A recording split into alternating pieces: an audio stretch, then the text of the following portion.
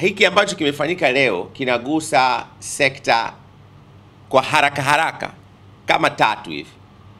Sekta ya kwanza ni sekta ya afya nchini, kwa sababu leo kwa mara ya kwanza Tanzania ina utaalamu yenyewe wa kuzalisha bidhaa ambayo duniani ndio inaongoza kwa kuangamiza mbu na viluilui wa mbu wanaosababisha ugonjwa wa malaria, lakini na mbu wengine wanaosababisha magonjwa mengine.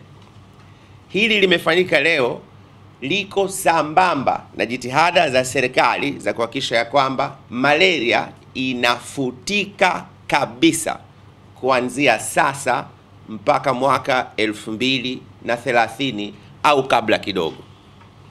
Teknolojia hiyo sasa iko hapa Tanzania, hapo Kibaha mkoani Pwani. 2, leo kilichofanyika hapa tumekishuhudia kinahakikisha ya kwamba kwenye sekta ya kilimo tutaanza kupuliza viuatilifu hai. Viuatilifu duniani kote viko vya aina nyingi, huwa vinatumia sumu kuua wadudu wanaoharibu mazao. Viuatilifu hivi ambavyo sasa teknolojia yake na maarifa ya kuvitengeneza sasa yako hapa Tanzania, na teknolojia hiyo inamilikiwa na Watanzania. Havitumii sumu, lakini vinaweza kuua wadudu wanaoharibu mazao. Tafsiri yake ni nini? Ukipuliza kwenye mazao na tukala, hakutakuwa kuna madhara yoyote ya kiafya. Na dawa hii imethibitika na taasisi zetu zinazosimamia ubora wa bidhaa za kilimo, ni bora kupita huenda zote mmezoea kuzifahamu. Kwa kwanza ni bora, lakini 2, haitakuwa na madhara mengine hasi au madhara kwa watumiaji kule kwenye kilimo, kwa watumiaji wa chakula. Wenzangu watashuhudia, mimi nimeshiriki huko Cuba kushuhudia. Tunapuliza kwenye matango na tunakula. Hii ya viwadudu inapulizwa kwenye maji na tunakunywa na hakuna madhara yoyote.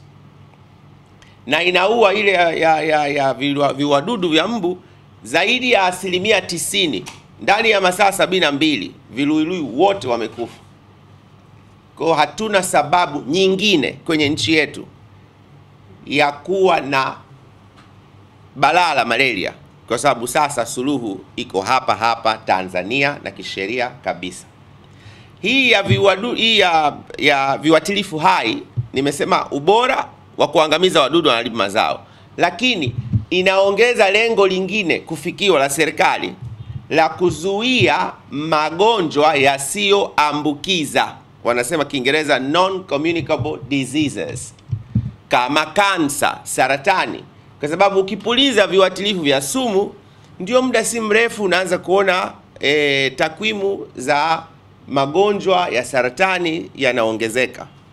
Kwa kuwekwa dawa hii kupelekwa huko kwa wakulima kote nchini Tanzania, tuhesabu ya kwamba tumewekwa huru kutoka katika madhila ya viuatilifu vinavyotumia sumu kuangamiza wadudu wanaharibu mazao.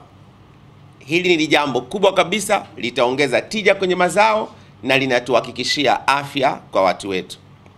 Hii dawa ikipulizwa kwenye maparachichi, hii dawa ikipulizwa kwenye pamba, hii dawa ikipulizwa kwenye maharage, ikipulizwa kwenye maua, na mimi nitoe rai hapa, wale ambao watakuwa wanapuliza kwenye mazao haya, nimeyasema kwa uchache, ni vizuri wakabandika lebo kwamba mazao haya yametumia kiuatilifu hai kisichokuwa na sumu.